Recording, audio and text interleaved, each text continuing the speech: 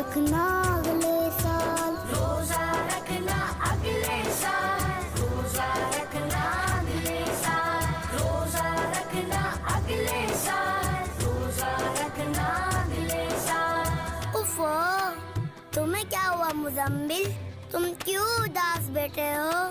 क्या बताऊं यार, मेरी मामा तो मुझे कभी भी रोजा नहीं रखने देती।